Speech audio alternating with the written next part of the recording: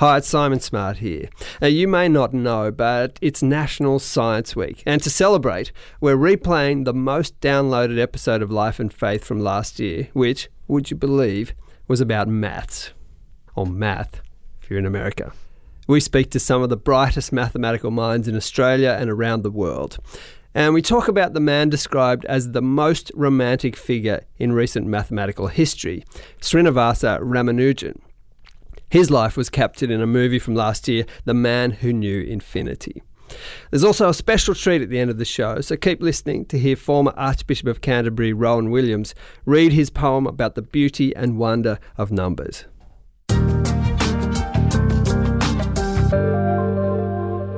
Welcome to Life and Faith from the Centre for Public Christianity. I'm Natasha Moore. And I'm Simon Smart. Well, it's something that we all studied at school and something that we use in everyday life, but maths is probably not something that we would typically describe as beautiful. No, I certainly wouldn't, and don't use it very much in everyday life. I'm sort of getting right to the edge of what I can do in terms of helping my Year 8 daughter with her maths. Yeah, it's kind of not something that everybody takes to, mathematics.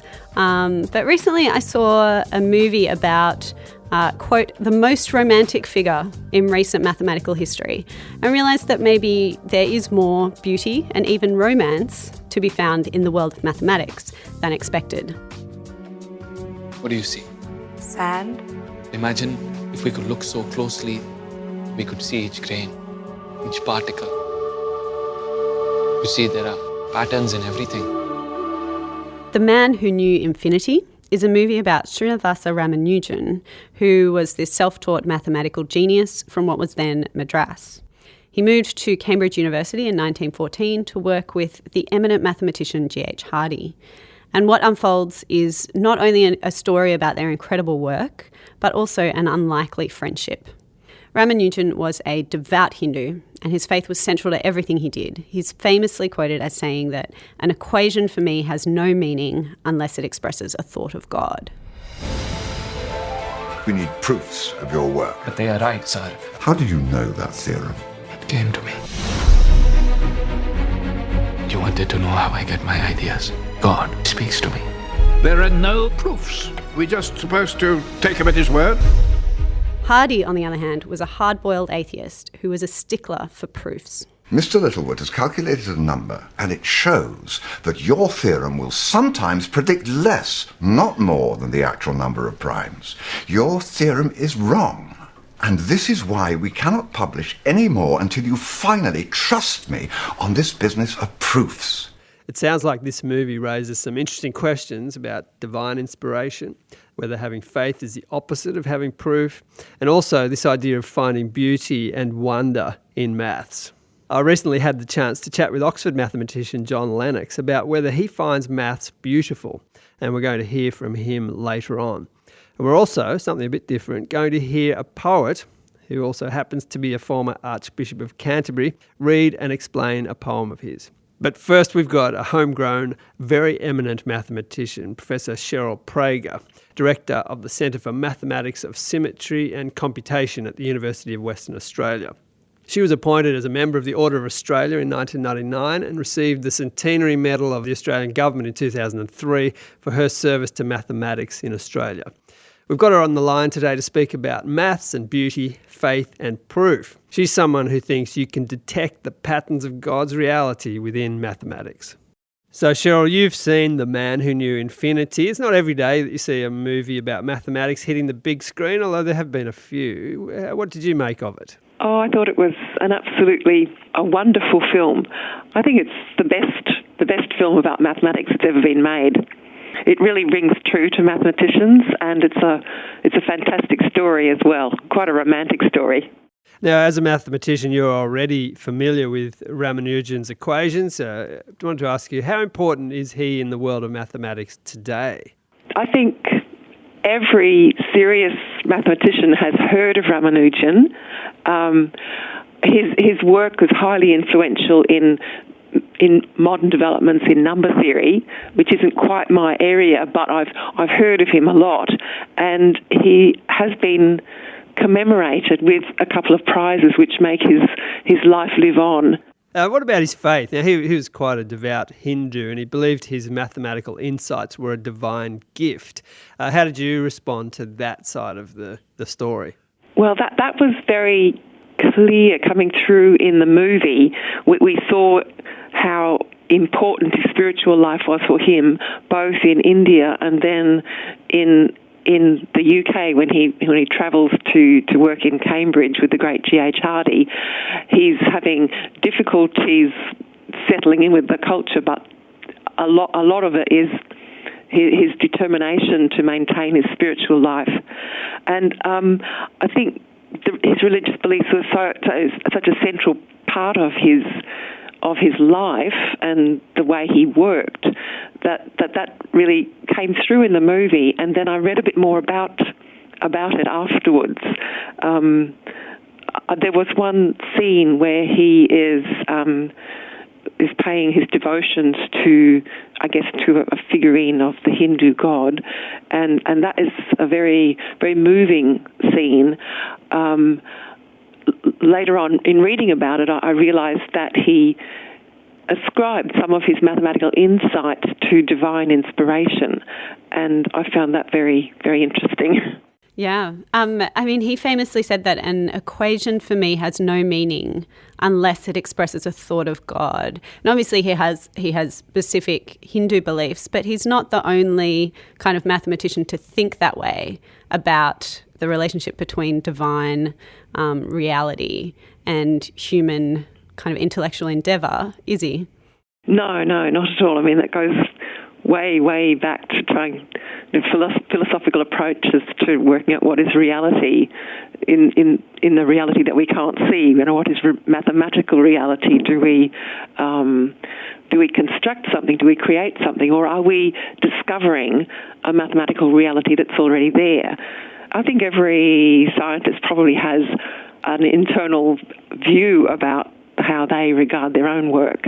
I want to ask you about whether your study of maths has in any way tied in with or bolstered perhaps your Christian faith. It definitely has. I'm one of those people who deeply feel that I am discovering a mathematical reality when I prove a new theorem, when I discover something new, a new construction. I'm actually thinking of an experience I had when I was a young researcher. There was something I very much wanted to prove, and it was really, really, really difficult to prove it. And I spent years of my life, it was to do with the actions of certain elements in primitive permutation groups. I'm an algebraist. And I decided I would give one more year of my life to trying to prove this result I believe was true. I didn't quite know exactly what the result would be, and I was completely immersed. I would not be able to go to sleep without thinking about it. And there were several breakthroughs which actually happened while I was asleep. My mind was continuing to work, and I would be sort of working through this complicated series of steps. But on two occasions, I actually had part of a theorem when I woke up. I'd scribble something down so I could go to sleep. And then in the morning, on these two occasions, I had the two big breakthroughs for proving that theorem. And I felt that I was discovering part of God's reality. I had a great deal of freedom and joy, exhilaration afterwards, even though I was quite exhausted, and it would take me several weeks in order to put in all the details and write down all the proofs, but in fact that stood up, and that was my best contribution up to that point. It's always great to hear an expert talking passionately about their work. Cheryl Prager, thanks so much for speaking with us. Thank you. You're listening to Life and Faith from the Centre for Public Christianity. If you've just joined us, we're talking about maths and faith, beauty and proof, and how these are not necessarily mutually exclusive. Beauty is, I would go so far as to say, an essential part of mathematics. This is Oxford mathematics professor John Lennox. Paul Dirac, who won the Nobel Prize, a brilliant mathematician, theoretical physicist, said if an equation isn't beautiful, it's probably wrong. I was in the UK recently doing interviews for our upcoming documentary For the Love of God, and I had the privilege of speaking with John while I was there. So we thought we'd ask him to share his thoughts about the beauty of mathematics and whether he experiences it as pointing to the transcendent. And there is that sense, even at the lowly levels of mathematics that I did, of sensing that there is a beauty here. And it evokes in you a sense there's something more around here. The Bible's very realistic, you see. It says that there are certain things that can be read off about God from the creation, but they're limited. That there is a God, that he's powerful, is about as far as it goes. And that he's interested in aesthetics. Because we often find in mathematics, it's the elegance, it's the beautiful description that fits. And you take things like Newton's second law, his laws of motion in general, the law of gravitation. I mean, they're exquisitely beautiful. That here you have an equation with 8 symbols in it, and you can deduce from that the motion of the planets around the sun in elliptical orbits. I find that exquisitely beautiful. The more I think about this idea of beauty in maths and, hearing John Lennox speak about it so eloquently, the more I realise how much I really don't know about this really quite remarkable world of numbers. So I came across this quote when we were doing some research for the show. It's a quote from Paul Erdős, who was one of the most prolific mathematicians of the 20th century. And he said, "Why are numbers beautiful? It's like asking, why is Beethoven's 9th Symphony beautiful? If you don't see why, someone can't tell you. I know numbers are beautiful. If they aren't beautiful, nothing is." And this comparison of maths and numbers to music and art, that's something I've come across elsewhere in a poem by former Archbishop of Canterbury, Rowan Williams, which explores the abstract mathematical beauty of Bach's cello suites. Yes, Rowan Williams just happened to be one of the people we were interviewing in the UK for our documentary, and he kindly agreed to read us that poem. And fortunately, I have to say, to explain it to us as well. So to end our episode exploring maths and beauty, faith and proof, here's Rowan Williams reading his poem, Bach for the Cello.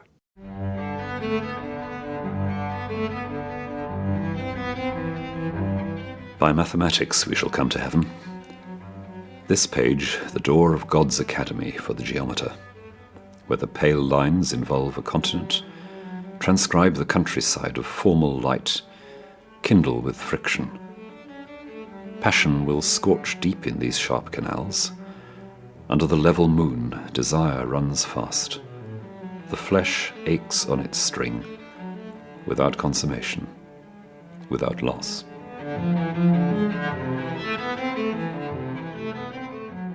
The image I began with in this poem was the inscription over the academy in Athens, "Let nobody enter here who doesn't care about geometry."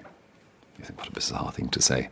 But I thought about the intensely mathematical nature of Bach's great abstract music, and I think of the cello suites as the greatest example of Bach as an abstract musician. He's looking at patterns running off in all directions, and all of them generated by such very simple relationships. It's mathematical in that sense. So, yes, by mathematics we shall come to heaven, was the line that came to me first. But I thought also of the way in which the cello itself, that most rounded and eloquent of solo string instruments, seems to be like the carving of a deep line, a canal, a channel, something which, yes, like a canal, allows something to run. Passion will scorch deep in these sharp canals.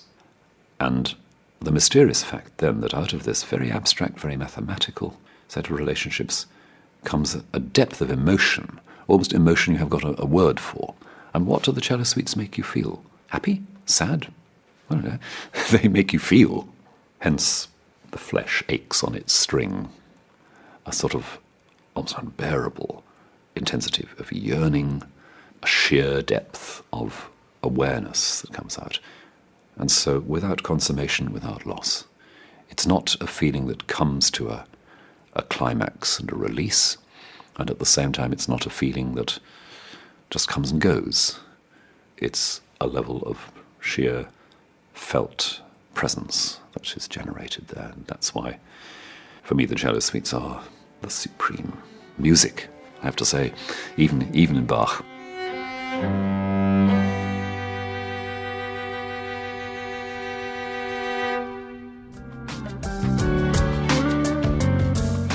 You've been listening to Life and Faith from the Centre for Public Christianity.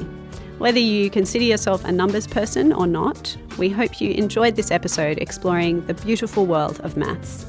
If you're keen to hear more from us, you can find previous episodes of Life and Faith on iTunes. Just type Centre for Public Christianity in the search box to find us. Next week, Professor Sarah Williams takes us on a tour through the history of gender and why it matters for today.